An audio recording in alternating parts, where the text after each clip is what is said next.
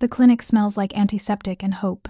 Mia Torres sits in the waiting room of Chicago Memorial's bone marrow registry, filling out paperwork she barely understands. Question 17 asks about family history of blood disorders. She checks no and moves to 18. Her hand cramps around the pen. She's been holding it too tight for the past 20 minutes, gripping it like an anchor while her world quietly falls apart around her. Rent is due in 6 days. Her bank account holds $237. The electric company sent a final notice yesterday, and her student loans, those beautiful instruments of perpetual debt, just entered default for the 3rd time this year. But none of that matters right now. What matters is the small possibility that her cells might save someone's life. That somewhere in this massive, indifferent city, a person she'll never meet might get to wake up tomorrow because Mia Torres swabbed her cheek at a community center last spring and forgot about it until the registry called 3 days ago. The nurse, a woman in her 50s with kind eyes and tired smile, appears in the doorway. If you're enjoying this story so far, don't forget to hit the like button and subscribe. Drop a comment telling me where in the world you're watching from. I love hearing from you. Mia Torres? Mia stands, her knees protesting. She's been on her feet for 8 hours at the diner, slinging coffee and eggs to people who don't tip and don't see her. Another double shift tomorrow.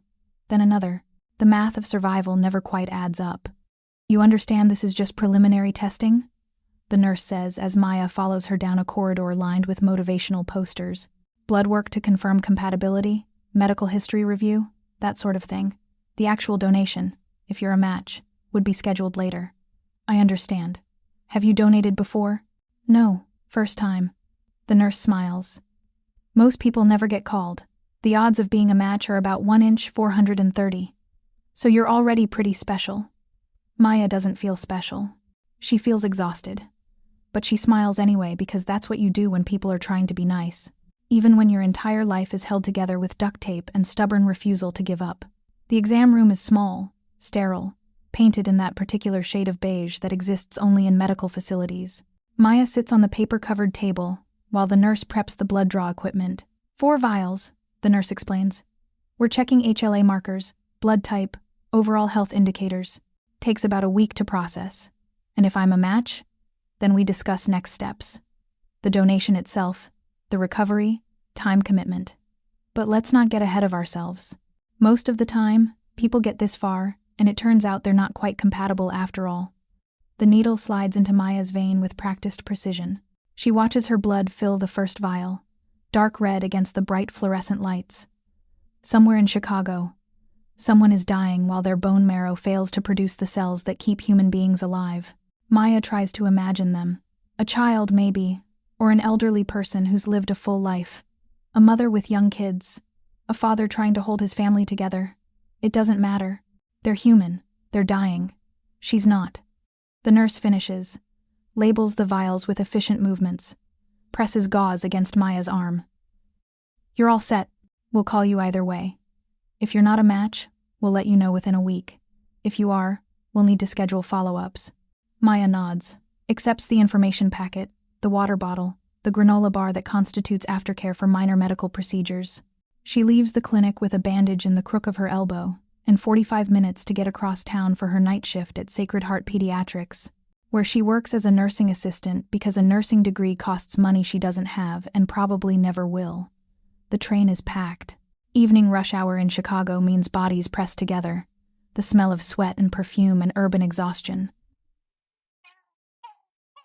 Mia stands near the door, one hand gripping the pole, the other clutching her backpack that contains her scrubs, her phone with the cracked screen, and exactly 1 protein bar that'll serve as dinner. She doesn't let herself think about the testing, doesn't let herself hope. Hope is expensive. Hope requires energy she can't afford to waste. A week passes. Mia works. She serves coffee at Lou's Diner from 6 to 2, then changes into scrubs and pushes wheelchairs at Sacred Heart from 3 to 11. She sleeps when she can. She ignores the mounting pile of bills. She texts her mother in Phoenix and lies about how well things are going. Everything's great, she types. Work is good. Saving money. Might visit at Christmas. Her mother sends back heart emojis and doesn't ask questions because they both know the truth would hurt too much. On day 8, Mia's phone rings during her break at Sacred Heart. She's in the staff lounge, eating vending machine crackers and trying not to think about how her feet hurt. Unknown number, She almost doesn't answer. Hello? Is this Mia Torres? Yes. This is Dr. Rachel Kim from Chicago Memorial's Bone Marrow Registry. We have your test results. Maya's heart does something complicated in her chest. A skip, then a pound, then a sensation like falling. And? You're a complete HLA match for our recipient. 10 out of 10 markers. That's extremely rare. She almost drops the phone. What does that mean? It means you're the best possible donor for this patient. With your permission, we'd like to move forward with the donation process. The patient's condition is critical. Time is essential. How critical? Dr. Kim's pause is careful, measured. Without a transplant in the next 3 to 4 weeks, the prognosis is terminal. You're not just a match, Miss Torres. You're this person's only real chance. The lounge suddenly feels too small, too bright. Maya's brain tries to process the information. A complete match. 1 in hundreds of thousands, 1 in millions. Someone's only chance. She thinks about the bills on her kitchen counter, the shifts she'll miss, the money she doesn't have. Then she thinks about a person she's never met, dying somewhere in this same city while their body betrays them cell by cell. I'll do it, Maya hears herself say. When do we start? The donation process is more complicated than Maya expected. Not the medical part, that she understands. Blood tests, physical exams, imaging. They need to confirm her bone marrow is healthy, that she can safely undergo the procedure. That part makes sense. It's everything else that feels surreal. Dr. Kim explains it all during their first consultation. The recipient needs preparation time, chemotherapy to destroy their diseased marrow, immunosuppression to prevent rejection. They're creating space for Maya's cells, making their body a hospitable environment for foreign tissue that will hopefully save their life. You understand you won't meet them? Dr. Kim says. Registry policy maintains donor and recipient anonymity for 1 year post-transplant. After that, both parties can choose to connect, but there's no obligation. That's fine. Maya means it. She's not doing this for gratitude. She's doing it because when the universe hands you the ability to save someone's life, and the only cost is discomfort and lost wages, you say yes. The medical appointments pile up. Blood work every 3 days. A full physical. Chest x-rays. An EKG to check her heart. Meeting with the anesthesiologist. Education sessions about the procedure, the recovery, the potential risks. Your insurance should cover most of this. The financial coordinator tells Maya during one appointment. There might be some out-of-network fees, but the registry has assistance programs. Maya nods. Doesn't mention she doesn't have insurance. She'll figure it out later. She always does. Between appointments, she works. The diner, the hospital. 8 hours here, 8 hours there. The occasional blessed overlap where she gets 5 hours of sleep. Her manager at Lou's gives. Her grief about the medical leave she'll need. 2 weeks? Maya, we're short-staffed as it is. I know. I'm sorry. Can you find someone to cover your shifts? I'll try. He doesn't look convinced. The schedule's already tight. If you're gone 2 weeks, I might not have a position when you get back. Maya feels something hot, an angry coil in her stomach. I'm donating bone marrow to save someone's life. That's real nice of you. But the diner doesn't stop running because you're feeling charitable. She leaves that conversation wanting to scream. Instead, she picks up an extra shift. 3 weeks before the donation, Maya gets called to Dr. Kim's office for what's supposed to be a routine check-in. But when she arrives, Dr. Kim isn't alone. There's a man in an expensive suit sitting in the chair beside the doctor's desk. Late 30s, dark hair, darker eyes. He looks like money, old money. The kind that comes with expectations and power, and the ability to make problems disappear. This is Mr. Castellano, Dr. Kim says. He's representing the recipient's family. Maya's instinct is immediate suspicion. Families with money hire lawyers. Lawyers complicate things. But she sits, because what else is she going to do? Miss Torres? The man begins. His voice is smooth, controlled. My name is Adriano Castellano. I'm here on behalf of the family of the patient you're helping. They wanted me to convey their profound gratitude. That's not necessary. I understand. But they wanted you to know how much this means. The patient is 7 years old. His name is Nico. Maya's breath catches. 7. She'd imagined adults. Someone old, maybe. Or middle-aged. Not a child.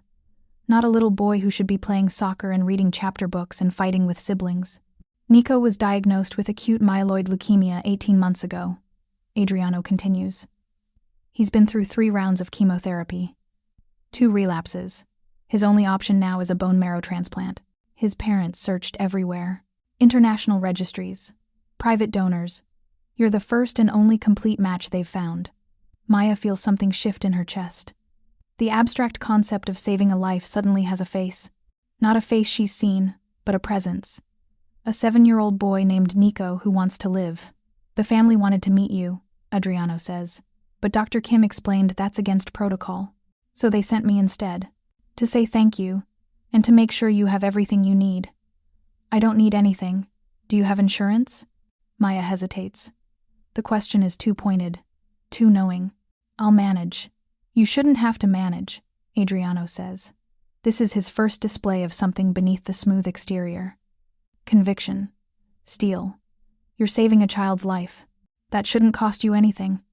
I'm handling it. Miss Torres. Adriano leans forward. The family wants to cover your expenses. Medical costs, lost wages, anything you need. They want to make this as easy as possible for you. That feels wrong. Why? Because I'm not doing this for money. No one thinks you are. But practical reality matters. You're taking time off work. You're undergoing a medical procedure. There are costs associated with that. The family simply wants to remove those obstacles. Maya looks at Dr. Kim. Is this normal? It's not uncommon, the doctor says carefully. Many recipients' families offer to assist donors with expenses. It's appreciated, but not required. You're under no obligation to accept.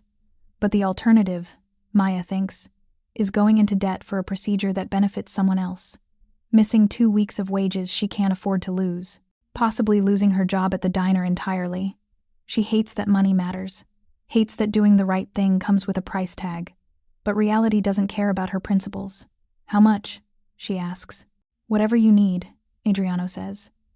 The family has resources. They're grateful. They want to help. Maya calculates in her head. 2 weeks of lost wages from both jobs, roughly $2,000. Plus whatever her share of the medical bills ends up being. Another 1,000, maybe 2. It feels like selling something that shouldn't have a price. But Nico is 7 years old and dying. And Maya Torres is tired of pretending that martyrdom pays rent. $4,000, she says. That covers my lost income and anticipated medical costs. Adriano doesn't blink. Done. The family will have a check prepared. You'll receive it before the donation date. Maya nods, feeling like she's made some kind of deal she doesn't fully understand. Later, after she's left Dr. Kim's office and is standing on the street corner waiting for the bus, she tries to process the entire conversation. Something about Adriano Castellano felt off. Not threatening, exactly, but significant, important, like he represented something much larger than just a grateful family. She pulls out her phone and texts her best friend, Jasmine. Met with the recipient's family today. 7-year-old kid with leukemia. God, Jas types back. That's heavy. You okay? Yeah, they offered to pay me. For lost wages and stuff. That's amazing though. Maya stares at the screen. Yeah, it is. But she can't shake the feeling that she stepped into something she doesn't fully understand. That Nico's family is more than just wealthy parents desperate to save their child. The bus arrives. Maya climbs on, finds a seat, and tries to ignore the knot of apprehension forming in her stomach. The donation is scheduled for a Monday morning in late October. Maya arrives at Chicago Memorial at 6 a.m., having not eaten or drunk anything since midnight per instructions. They prep her in a pre-op room. An IV in her left arm. Blood pressure cuff on her right. A nurse she recognizes from her shifts at Sacred Heart stops by. Maya, I didn't know you were a donor. You're amazing. Thanks, Sarah. The girl's maybe 22, fresh out of school. Still believes healthcare is about healing people rather than navigating insurance. Bureaucracies. How are you feeling? Nervous. That's normal. You're doing something incredible. Maya wishes she felt incredible. Mostly she feels anxious. The anesthesiologist arrives, explains the procedure again. They'll put her under general anesthesia, harvest the marrow from her pelvic bones. It takes about 2 hours. Recovery is usually a few days of soreness, managed with pain medication. You might feel tired for a couple weeks. Bone marrow regenerates, but it takes time. Your body's working hard to replace what we're taking. Sounds fun. The anesthesiologist smiles. You're brave for doing this. Maya isn't brave. She's just doing what feels right. Dr. Kim comes in last. Final check. Everything looks good. Your marrow will be transported immediately to Nico's hospital. They're prepping him now. By this afternoon, your cells will be saving his life. The weight of that hits Maya like a physical force. Her cells, her bone marrow, the tissue that's been quietly existing inside her bones for 28 years. Suddenly the difference between life and death for a child she's never met. Ready? Dr. Kim asks. Ready, Maya lies. They wheel her into the operating room. Bright lights. The smell of disinfectant. Figures in surgical masks moving with practiced efficiency. The anesthesiologist slides something into her IV. Count backwards from 10, he says. 10, 9, 8. Darkness takes her. Maya wakes up in recovery. Her hips hurt. Not sharp pain, more like a deep ache that radiates down her legs and up her spine. Like someone took a hammer to her pelvis and then apologized by wrapping her in cotton. How are you feeling? A nurse asks. Sore. That's normal. We've got pain medication ready when you need it. Did it work? Did the marrow get to Nico? The nurse smiles. Successfully transported. He received your cells about an hour ago. Now we wait and see how his body responds. Maya closes her eyes, lets herself feel it. The strange, profound knowledge that somewhere in this hospital, a 7-year-old boy is receiving her bone marrow. Her cells are entering his bloodstream, finding their way to his bones, beginning the slow work of regeneration. She doesn't believe in God, not really, but she prays anyway. Please let it work. Please let him live. Please let this be enough. Recovery is miserable. They keep Maya overnight for observation. The pain is manageable with medication, but moving is difficult. Everything hurts. Standing, sitting, lying down. The nurses are kind. They bring her water, adjust her pillows, assure her this is all normal. By afternoon, she's cleared to go home. You'll be sore for about a week, the discharge nurse explains. Take it easy. No heavy lifting. Stay hydrated. Follow up with your primary care physician in 2 weeks. Maya doesn't have a primary care physician. She nods anyway. Jasmine picks her up at 4 p.m. Arrives in her beat-up Honda with worried eyes and a bag of groceries. You look terrible, Jasmine announces. Thanks. That's what I was going for. I brought soup. And pain meds. And trashy magazines. Jasmine is the best friend anyone could ask for. They met working at the diner 5 years ago, bonded over terrible customers and worse tips. She's the only person in Maya's life who knows exactly how precarious everything is. How bad is it? Jasmine asks as they navigate hospital parking. Honestly, I feel like someone beat me with a bat, but it's worth it. A kid's life is worth being uncomfortable for a while. You're a better person than me. You'd do the same thing. Jasmine doesn't argue, but they both know it's not true. Maya has this thing inside her, this stubborn insistence on doing the right thing even when it costs her.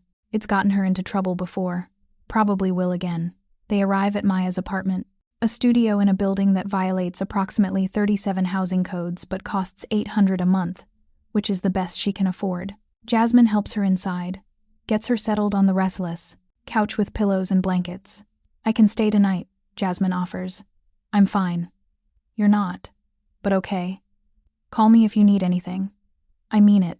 Anything. I will. Thanks, Jess. After Jasmine leaves, Maya lies on her couch and stares at the ceiling. Her hips throb despite the medication. But all she can think about is Nico. 7 years old, somewhere in this city, fighting for his life with her cells as his only weapon. She hopes it's enough. God, she hopes it's enough. 1 week later, Maya is back at work. Still sore, but functional. The diner is exactly as she left it. Same sticky tables, same burnt coffee, same customers who don't tip. Lou is less than thrilled about her absence. You're lucky I didn't hire someone permanent, he grumbles. Next time you want to play hero? Give me more notice. There won't be a next time, Maya says. The odds of being a bone marrow match twice are astronomical. Whatever. You're on register today. Your feet aren't up to serving tables yet. It's a small mercy. Maya spends her shift taking orders, processing payments, and trying not to think about Nico. The registry doesn't provide updates, She won't know if the transplant worked for months. Maybe never, if he and his family choose not to make contact. That afternoon, as Maya's shift ends and she's counting her meager tips, a man walks into the diner. Not unusual. People walk into Lou's all day long. But this man is different. Expensive suit, dark hair, eyes that assess the room like he's calculating threats. He looks like he wandered in from a completely different universe. A universe where people don't eat at diners that smell like fryer grease and disappointment. Maya watches from behind the counter as he scans the space. Then his gaze lands on her. Recognition flashes across his face. He walks directly to the register. Maya Torres? Yes. Can I help you? My name is Dante Castellano. I'm Nico's father. The world tilts slightly. Maya grips the counter. You're not supposed to know who I am. I'm not supposed to contact you, Dante corrects. There's a difference. His voice is low, controlled, but he's not following protocol, and we both know registry rules can't actually stop anyone who's determined enough.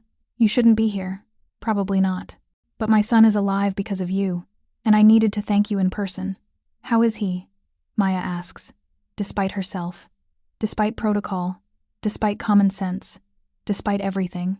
Fighting, Dante says. The transplant took. Your cells are engrafting.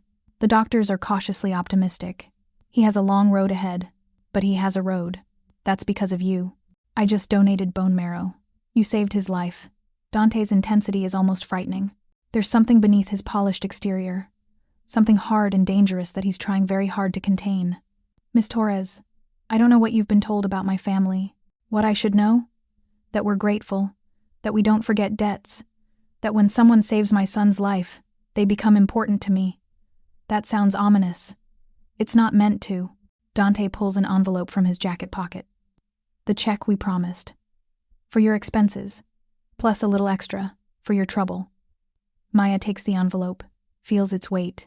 This is more than $4,000. Consider it a thank you. I can't accept this. You already have, Dante says. And before you argue, understand something. You gave my son a future. There's no amount of money that equals that.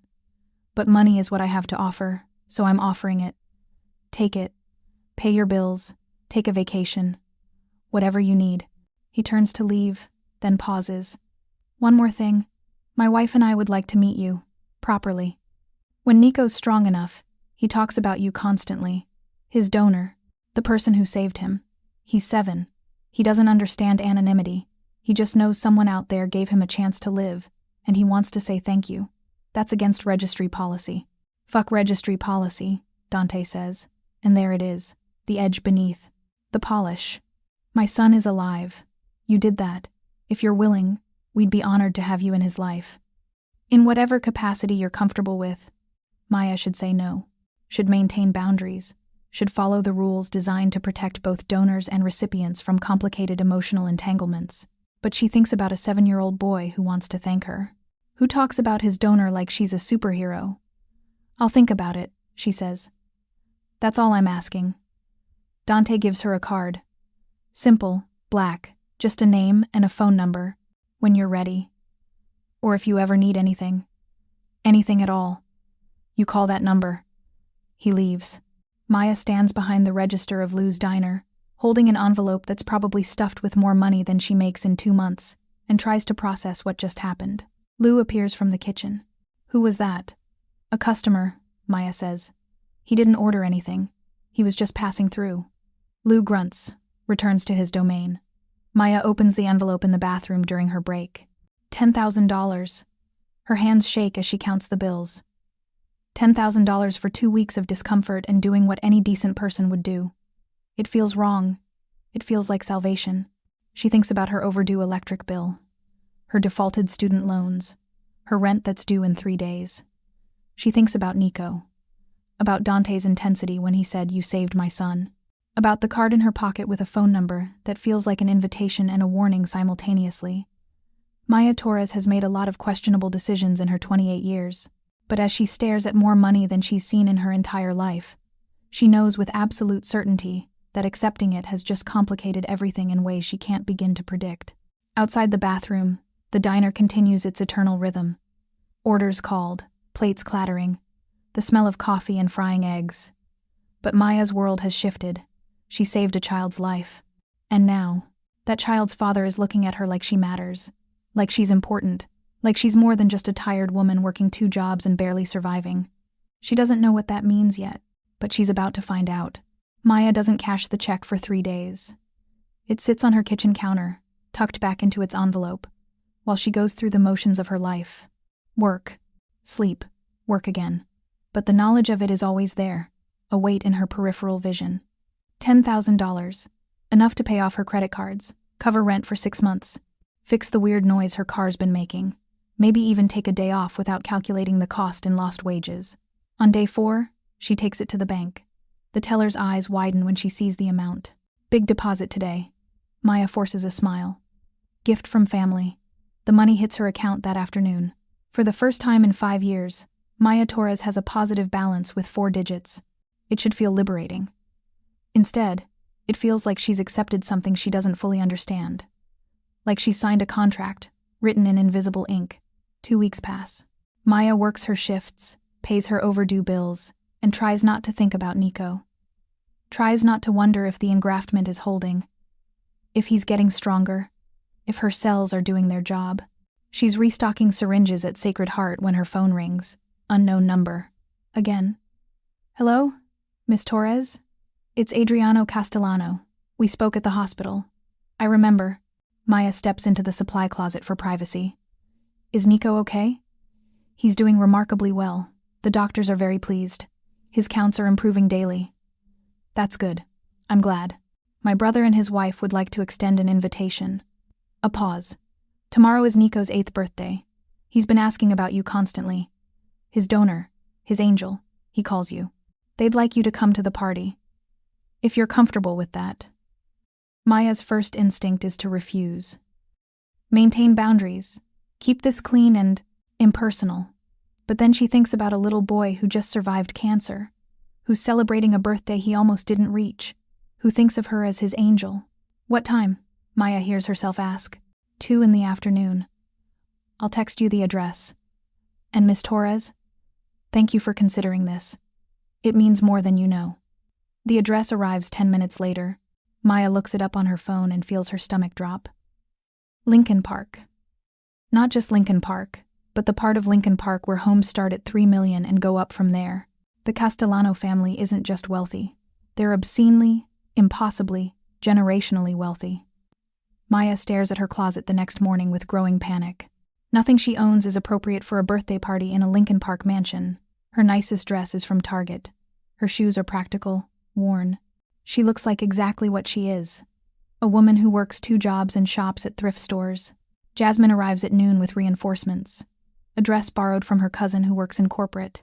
Heels that almost fit. Enough makeup to make Maya look like she belongs in a different tax bracket.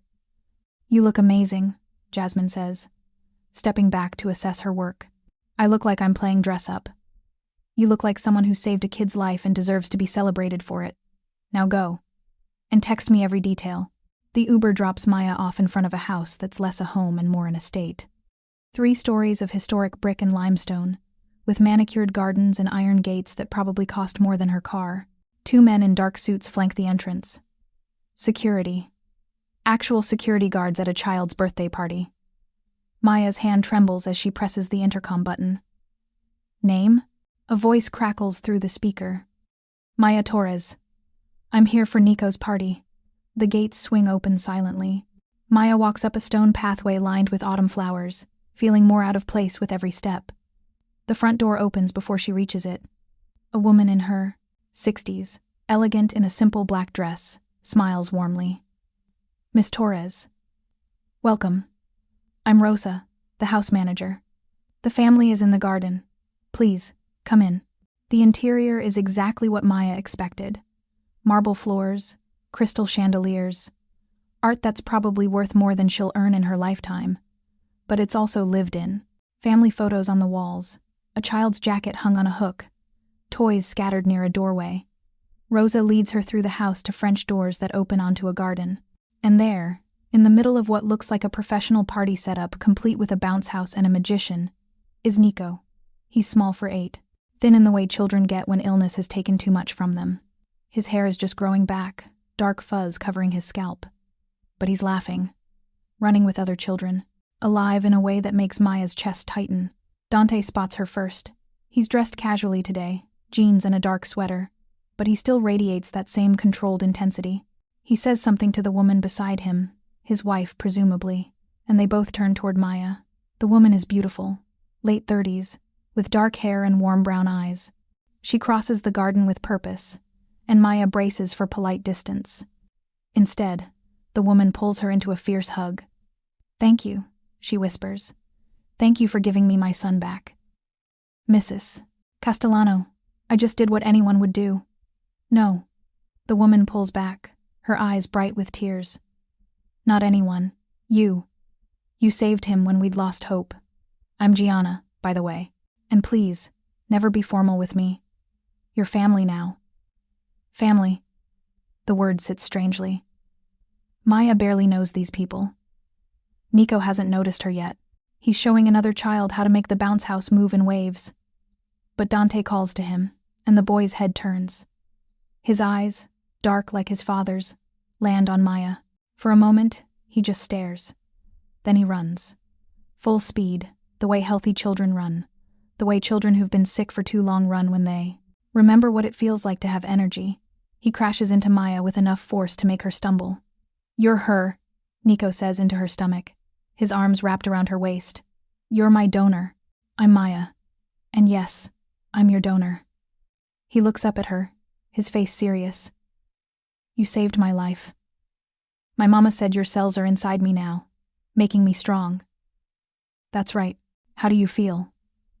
"Good. I feel good." He grins, and it transforms his entire face. "Want to see me do a backflip on the bounce house?" "Absolutely." Maya spends the next hour at a child's birthday party in a mansion, surrounded by people who live in a different world. But Nico treats her like she's the most important person there. He introduces her to his friends, shows her the gifts he's received, insists she sit next to him when they sing happy birthday. The other adults are polite but distant. They know who Maya is, the donor, and they regard her with a mixture of gratitude and curiosity. But there's something else in their glances, something careful, controlled, like they're weighing every word around her. Dante joins her as Nico tears into presence. His wife stayed close to their son, but Dante seems to have appointed himself Maya's handler. "He's doing well," Maya observes. "Better than I expected this soon after transplant.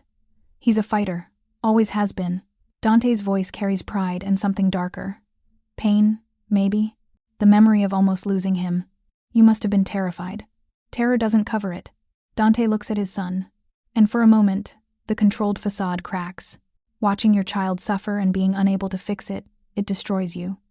"We tried everything. Every treatment, every specialist. Nothing worked. Then you appeared in the registry, a perfect match, and suddenly we had hope again. I'm glad I could help." "You did more than help." Dante turns to face her fully.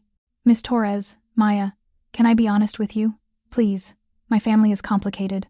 Our business, our connections. We exist in a world that's... If you're hooked on this story, make sure to subscribe and turn on notifications so you never miss an upload. Your support means everything and helps me bring you more emotional stories like this one. Not always clean or legal. I'm telling you this because you deserve to know who we are before you get more involved in Nico's life." Maya's stomach drops. "What kind of business?" "Import, export, distribution." Dante's voice is neutral, but the words carry weight. "Mostly legitimate, some less so. We have interests that bring us into contact with people who don't always follow societal rules." "You're telling me you're criminals." "I'm telling you we operate in gray areas. And those gray areas sometimes create situations where knowing us can be complicated." "Why are you telling me this?" Maya's heart is pounding now. "Because Nico talks about you constantly. Because my wife wants you in our lives. Because you deserve to make an informed choice about whether that's something you want." Dante's eyes are intense, searching hers. "I won't lie to you. Being associated with my family comes with risks. But it also comes with protection. And if you choose to be part of Nico's life, you'll have both. This is insane. I donated bone marrow. That doesn't make me part of your family, doesn't it?" Dante asks quietly. "You gave my son life. In my world, that creates a bond that can't be broken. Whether you want it or not." "Maya, You matter to us now. The question is what you want to do about that. Maya looks across the garden to where Nico is showing his mother a new action figure. The boy glances over, catches her eye, and waves enthusiastically. Her heart twists. I need time to think about this. Of course, take all the time you need, but know that the invitation stands. You're welcome here. Always. The party winds down. Parents collect children. The magician packs up his tricks. Gianna finds Maya as she's preparing to leave. I hope Dante didn't scare you off, Gianna says with a knowing smile. He has a tendency to be intense about family. He was honest. I appreciate that. Good. Gianna takes Maya's hand. I meant what I said earlier. You're family now. And I'd love for you to be part of Nico's life, if you're willing. Not as a donor. As someone he cares about. Someone who matters to him. I'm not sure I understand what that means. Neither do I, honestly. Gianna laughs. We've never been in this situation before. But Nico lights up when he talks about you. He's been through hell, and you gave him his life back. Whatever relationship you're comfortable with, we'll support it. Can I think about it? Of course. Just know that you're always welcome here. Anytime. For any reason. The Uber ride home is a blur. Maya stares out the window at Chicago passing by, her mind racing. The Castellanos aren't just wealthy. They're connected to something darker. Gray areas, Dante said, which almost certainly means organized crime. She should run. Should sever this connection before it gets more complicated. But she keeps seeing Nico's face. His joy when he hugged her. The way he called her his angel. Jasmine is waiting at Maya's apartment with wine and questions. So? How was it? Complicated, Maya says, collapsing onto her couch. The kid is amazing. Sweet, happy, alive. His parents are terrifying. Terrifying how? The dad basically admitted they're criminals. Import, export, quote-unquote gray areas. Oh my God. Jasmine's eyes go wide. Are they like Mafia? He didn't use that word. But yeah, probably. And they just told you this? At a birthday party? The dad said I deserved to know before I got more involved. Maya rubs her face. Jas, I don't know what to do. That kid thinks I'm his hero. His mom wants me in their lives. But getting close to them means getting close to whatever illegal stuff they're into. So don't. You did a good thing. You saved a kid. That doesn't mean you have to become part of his family. I know. But when I look at Nico, when I see how happy he is, I can't just walk away. Then don't, Jasmine says simply. But be careful. These people sound dangerous. They are. Maya agrees. That's what makes this so complicated. 3 days later, Maya is working the morning shift at Lou's when 2 men in suits walk in.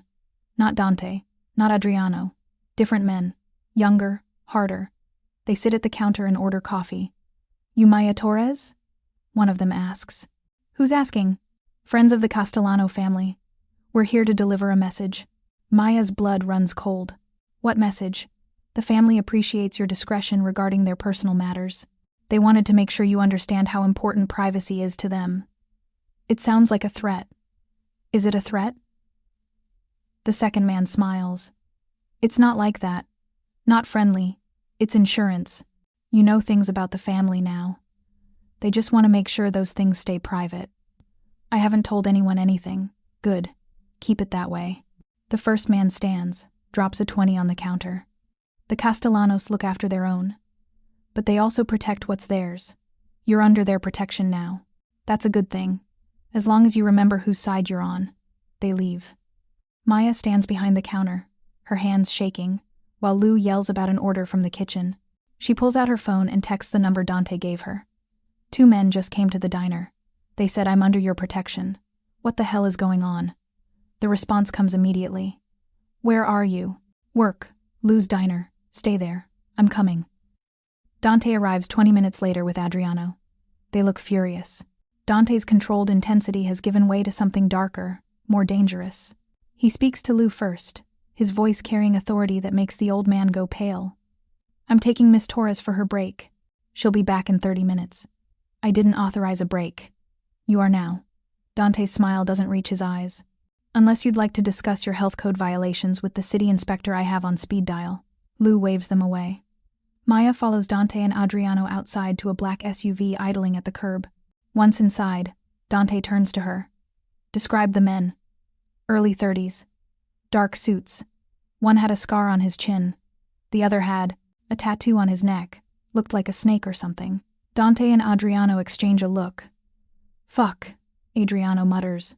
Who were they? Maya demands. Soldati from the Esposito family, Dante says. A rival organization. They shouldn't have known about you. Shouldn't have been able to find you. So much for privacy. Maya's fear is turning to anger. You said I'd be protected. Instead, I have men threatening me at my job. They weren't threatening you. Adriano's voice is calm, explanatory. They were testing us, seeing if we'd respond. It's a power play. Great. So I'm a pawn in your Mafia chess game. You're not a pawn, Dante says. Your family. And the Espositos just declared war by approaching you. I don't want to be in a war. I just wanted to save a kid's life. I know. And I'm sorry. Dante's voice softens. This is exactly what I was trying to warn you about. Our world has complications, but now that you're in it, you need protection. Real protection. What does that mean? It means we need to move you somewhere safe until this is resolved. Move me? I have a job. 2 jobs. An apartment. All of which can be compromised. Dante's intensity is back. Maya, the Espositos don't play games. If they think you're valuable to us, they'll use you as leverage. I can't let that happen. You can't let it happen? Maya's voice rises. You don't get to control my life because I saved your son. I'm not trying to control you. I'm trying to keep you alive. The words hang in the air. Maya stares at Dante, at the genuine concern in his eyes, and realizes he's serious. These people, whoever they are a real threat. How long? She asks quietly. Until we handle the situation. A few days, maybe a week. And if I refuse? Then you go home tonight, and I post guards outside your apartment. But you'll be a target every time you leave, every time you go to work, every time you step outside. Is that what you want? No. Maya closes her eyes. This is insane. My entire life is insane now. I know, and I take responsibility for that. But right now, we need to get you somewhere safe. What about my jobs? We'll handle it. Adriano is already on his phone. You'll be compensated for lost wages. Your employers will be told you have a family emergency. You can't just rearrange my life. Watch me, Dante says. It's not a threat. It's a promise. You saved my son. Now let me save you. Maya wants to argue, wants to refuse, wants to maintain some semblance of control over her own life. But she thinks about the men at the diner, their cold eyes, the implied threat beneath their polite words. Fine, she says. But only until this is resolved. Then I want my life back. Agreed. They take her to her apartment to pack. The guards Dante posts watch the building while she throws clothes into a duffel bag, grabs her laptop, her phone charger, the few things that matter. Jasmine texts. But Maya can't explain this. Not yet. Not until she understands it herself. The safe house is a condo in River North. Modern, secure, with guards posted discreetly in the lobby. Dante shows her around while Adriano does a security sweep. You'll be comfortable here, Dante says. Kitchen is fully stocked. There's a gym on the 3rd floor if you need to work out. Someone will be outside 24/7. How long has your family owned this place? We don't. I bought it this afternoon. You bought a condo? To keep me safe? Property is an investment, and you need somewhere secure. This solved both problems. Maya sinks onto the couch, overwhelmed. This is too much. All of this. Dante sits across from her, his posture careful. I know this isn't what you signed up for. You wanted to save a life and go back to your normal existence. But that's not possible anymore. The moment you became important to Nico, you became important to my family. And my enemies know that. What do they want? Leverage, power. The Espositos have been trying to move into our territory for months. Approaching you was a message. They're telling us they can reach the people we care about. So this is my life now? Hiding in safe houses while you fight some mob war? No, this is temporary. Once we handle the Esposito situation, you can go back to your life. With protection, but your life. And if you can't handle it, we will. Dante's certainty is absolute. I don't lose. Not when it comes to family. I'm not your family. You keep saying that. But you are. You're Nico's godmother, Maya. That makes you family whether you accept it or not. Godmother? Maya stares at him. I never agreed to that. Nico decided it last week. He was very firm about it. Dante's lips twitch into an almost smile. In our culture, a godparent is sacred, someone who protects and guides the child, someone who becomes part of the family in a way that's binding. Nico chose you. So did Gianna and I. You can't just assign me a role in your family. We didn't assign it, you earned it. Dante leans forward. Maya, I understand this is overwhelming, but you need to understand something about my world. When you save someone's life, when you give them back their future, that creates a debt that can never be fully repaid. But it also creates a bond. You're not an outsider anymore. You're one of us. I don't want to be one of you. Too late. You became one of us the moment your bone marrow entered my son's body. Now we just have to figure out what that means. Dante leaves her alone in the condo. Maya explores with growing surrealism. The place is immaculate. Expensive furniture. A view of the city that probably costs more per month than she makes in a year. The fridge is stocked with organic produce and fancy cheeses she can't pronounce. She calls Jasmine from the bedroom. Where are you? Jasmine demands. You left work and disappeared. I'm fine. Family emergency. You don't have family in Chicago. It's complicated, Jas. I just need you to trust me. I'm safe. I'll be back in a few days. This is about that Mafia family, isn't it? I can't talk about it right now. But yes, it's about them. Maya, please tell me you're being careful. I'm trying. But careful isn't really an option anymore. Maya spends 3 days in the condo. She watches Netflix. She works out in the building gym. She eats food that's too expensive and tries not to think about the guards outside her door. Dante calls twice a day with updates. The situation is being handled. Stay put. Be patient. On day 4, Gianna visits. She arrives with shopping bags and a determined expression. I heard my husband has you locked up here, Gianna says, breezing into the condo. That's not acceptable. We're going out. Dante said, I need to stay here. Dante worries too much. Besides, I have guards. We'll be fine. Maya wants to argue, but the chance to leave the condo, even for a few hours, is too tempting. They go to a cafe in Wicker Park, a small place that Gianna says makes the best lattes in Chicago. The guards stay outside, watching through the windows. I'm sorry about all this, Gianna says once they're settled with drinks. Dante means well, but he's protective to the point of suffocation sometimes. He said, I'm Nico's godmother. You are. Gianna smiles. Nico insisted. He said you're his angel, and angels should be godmothers. We couldn't exactly argue with that logic. I don't know anything about being a godmother. Neither did I when I became one. You figure it out. Mostly it means loving the child and being present in their life. You already do the first part. I barely know Nico. You saved his life. That's knowing him in the most important way. Gianna's eyes are kind. Maya, I understand this is overwhelming. You didn't ask to be part of our family. But you are now, and I want you to know that means something. It means you're protected. It means you're valued. It means you'll always have a place with us, even though I'm not part of your world, especially because you're not. Gianna sets down her cup. Our world is complicated and sometimes dark, but you're light. You're someone who sees a person in need and helps without calculating the cost. That's rare. That's precious. And that's exactly what Nico needs in his life. What does he tell people? About his illness? The truth, mostly. He had leukemia. He got a transplant. He's recovering. But he talks about you like you're a superhero. His donor who saved him. He wants to be like you when he grows up. Maya's throat tightens. I'm not anyone special. You saved my son's life, Gianna says softly. To me, you're the most special person in the world. They talk for 2 hours. About Nico's recovery. About Gianna's life before Dante. About Maya's struggles and dreams. It's the most normal conversation Maya's had since the donation. And she finds herself liking Gianna. The woman is warm, genuine. Nothing like Maya expected a mob wife to be. As they're leaving, Gianna pauses.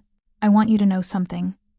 This situation with the Espositos, it's not your fault. And Dante will handle it. He always does. What exactly will he do? Gianna's smile doesn't quite reach her eyes. Whatever's necessary, that's all you need to know.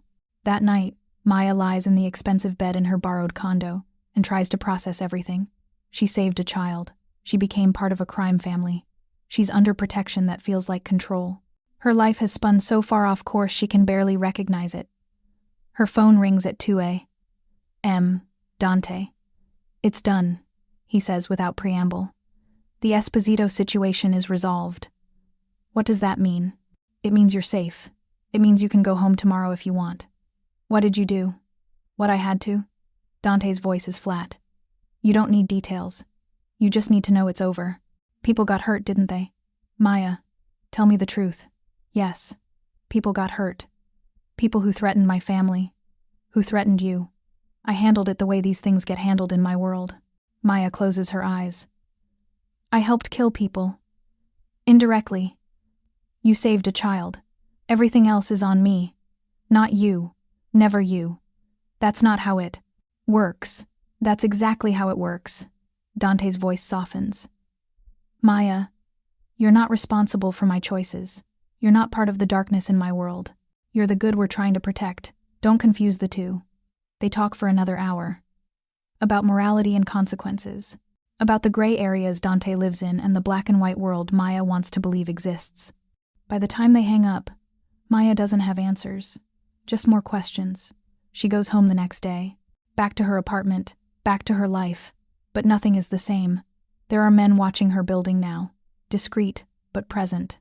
Lou treats her with new deference at the diner.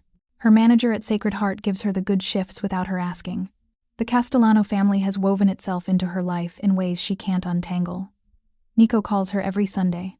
They talk about school, about his recovery, about the normal things in a child's life.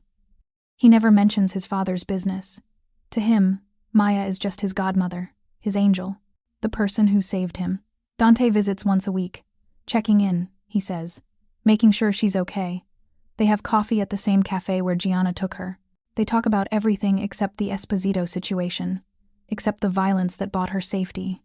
1 month after the transplant, Maya gets a formal invitation. Thick cardstock, elegant script. "The Castellano family requests your presence at Nico's godparent ceremony." She goes, because how can she not? The ceremony is at the Castellanos' church, a beautiful old building in Little Italy. Nico stands between her and Dante's sister, the other godparent, while a priest speaks in Italian and English about sacred responsibility. Maya makes vows she doesn't fully understand, promises to guide Nico, to protect him, to be present in his life. When it's over, Nico hugs her so hard she can barely breathe. "Now it's official," he whispers. "You're really my godmother." "I really am," Maya whispers back. And she realizes, standing in that church with a child she barely knows and a family she doesn't fully understand, that she means it. Whatever complications come with the Castellanos, whatever darkness shadows their world, Nico is pure light, and she'll be there for him, even if it means accepting that her quiet, simple life is gone forever. 6 months after the godparent ceremony, Maya's life has settled into a strange new normal. She still works at Sacred Heart, but Lou's diner is behind her. Dante made that happen with a quiet conversation and a check that Lou couldn't refuse. Maya told herself she'd find another second job, but Dante deposits money into her account every month. "For Nico," he says, "godmother expenses." She doesn't argue anymore. The bills get paid. She sleeps more than 4 hours a night. And every Sunday, she has dinner at the Castellano house, where Nico shows her his homework, and Gianna treats her like a sister. Dante is always there, always watching with those dark, intense eyes. They've become friends, she thinks, or something like it. They talk about books, about Chicago, about everything except the business that funds his lifestyle. Maya knows better than to ask. Some doors are better left closed.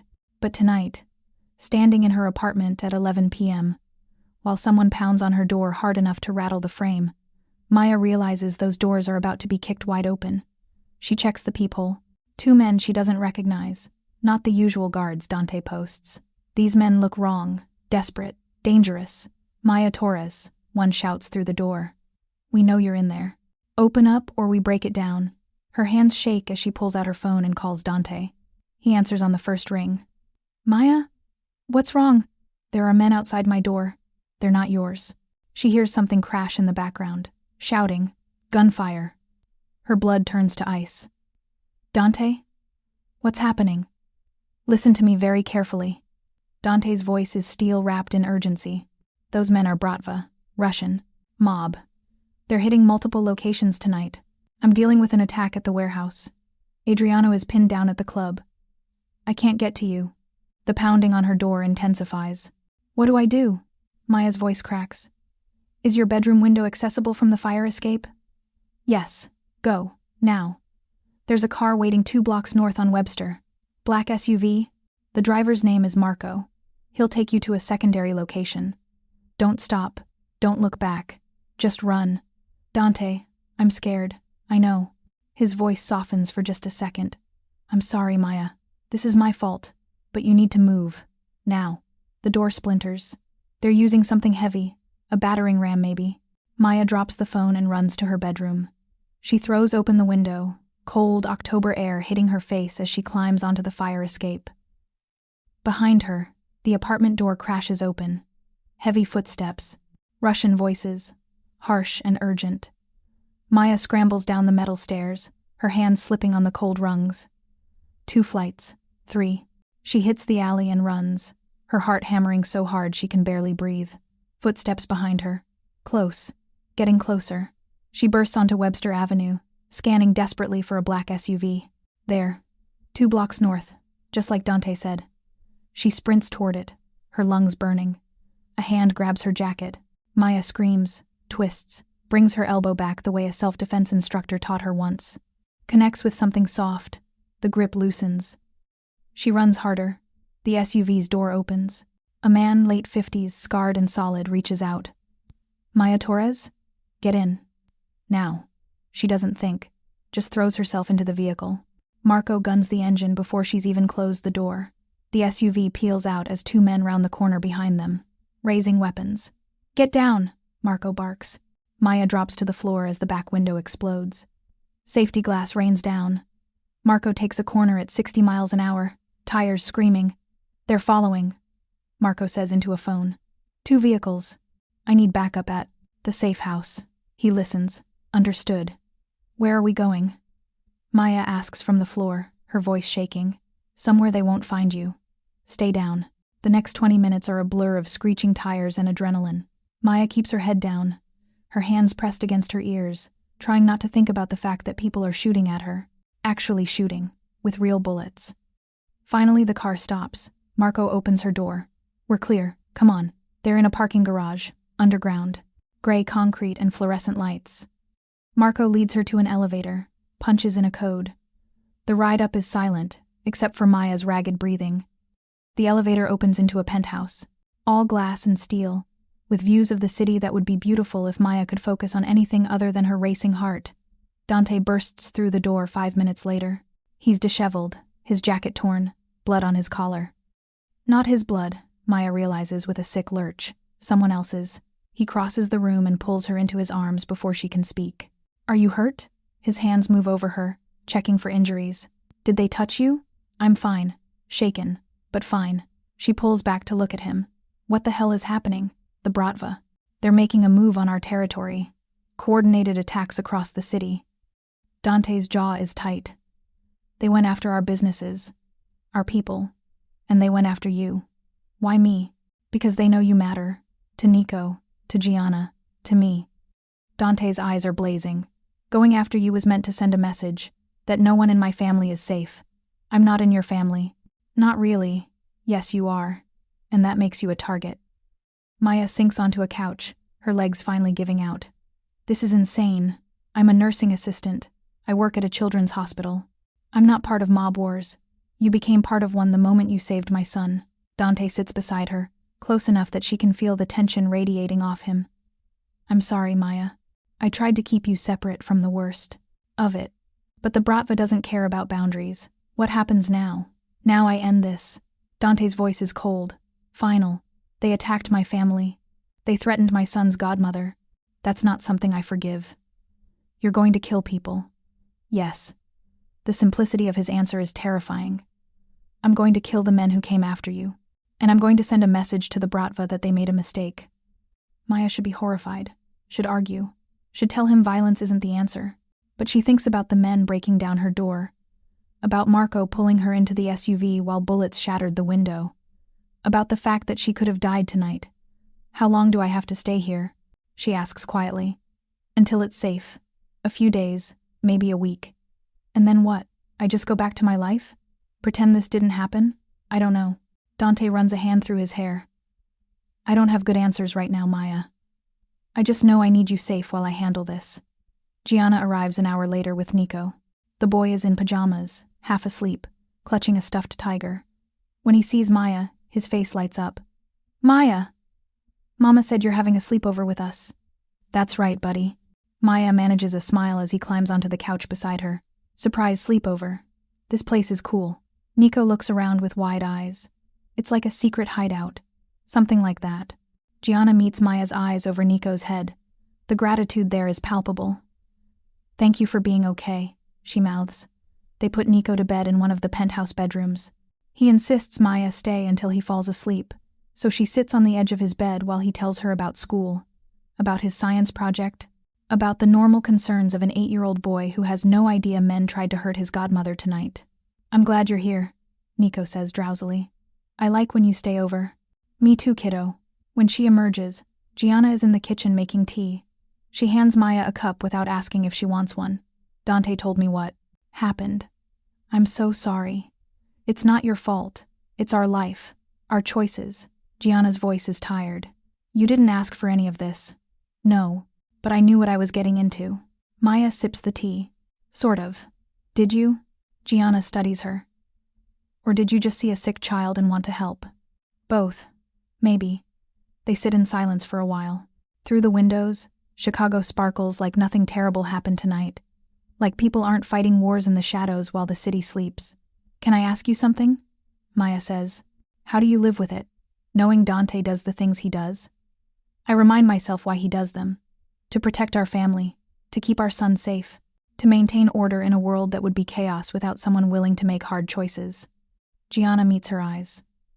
I won't pretend it's easy, but I love him, and I trust that he only uses violence when there's no other option. And tonight, was there another option?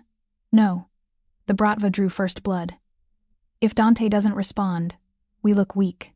Other families would see it as an opportunity. More violence would follow. Gianna's voice is matter of fact. It's brutal logic, but it's the logic of our world. Maya wants to argue, wants to believe there's always another way. But she's too tired, too shaken, to debate philosophy. Dante finds her on the balcony an hour later. She's wrapped in a blanket, staring at the city, trying to process everything. Can't sleep? He asks. Can't stop thinking. Maya doesn't look at him. About how close I came to dying tonight. About how this is my life now. About how I can never go back to being just a nursing assistant who saved a kid's life. Do you want to go back? I don't know. She turns to face him. What I want doesn't seem to matter much anymore. Your world doesn't care about what I want. That's not true. Dante's voice is rough. I care about what you want. I've been trying to give you as much normal as possible. But tonight showed me that's not realistic anymore. As long as you're connected to my family, you'll be a target. The only question is whether you want to accept that and let me protect you properly, or if you want to walk away. Can I walk away, even if I wanted to? Honestly, I don't know. Dante's honesty is brutal. The Bratva knows about you now. Other families will find out. Your connection to Nico isn't a secret. You could disappear, change your name, start over somewhere else, but you'd always be looking over your shoulder. So I'm trapped. You're protected. There's a difference. Is there? Maya's voice breaks, because it feels the same from where I'm standing. Dante is silent for a long moment. Then he does something unexpected. He reaches out and takes her hand. I'm sorry. Truly. You didn't deserve to be dragged into this. But you're here now, and I will do everything in my power to keep you safe. Not because you owe me, not because of some debt, because you matter. To Nico, to Gianna, to me. The last two words hang in the air. Maya stares at him. Dante, I don't. Not yet. Dante squeezes her hand once, then releases it. Tonight isn't the time for this conversation. Tonight you need rest. Tomorrow we can figure out what comes next. He leaves her on the balcony with her thoughts and the city lights and the knowledge that everything has changed again. That whatever safety she thought she'd found in the Castellano family was always an illusion. But as she stands there, wrapped in a blanket in a penthouse that costs more than she'll earn in her lifetime, Maya realizes something else. She's not afraid of Dante. She's afraid of how much she's starting to trust him, how much she's starting to care, and in a world as dangerous as his, caring might be the most terrifying thing of all. Inside, she can hear Gianna moving around, Nico's soft breathing from the bedroom, the low murmur of Dante on the phone coordinating whatever response he's planning. This strange, violent, fiercely loyal family that has claimed her as their own. Maya closes her eyes and makes a choice. She's not running, not because she can't, but because somewhere along the way, between bone marrow donations and birthday parties and Sunday dinners, these people became her family too. Even if that family comes with bullets and blood and men breaking down her door in the middle of the night, she walks back inside, closes the balcony door, and goes to check on Nico one more time. The boy sleeps peacefully, his stuffed tiger tucked under one arm. Innocent, safe, alive because of her. That's what matters. Not the danger, not the moral complications. Just this child who gets to grow up because she was a match when it mattered most. Maya can live with the rest. She'll have to. 3 days later, Dante's men locate the Bratva safe house.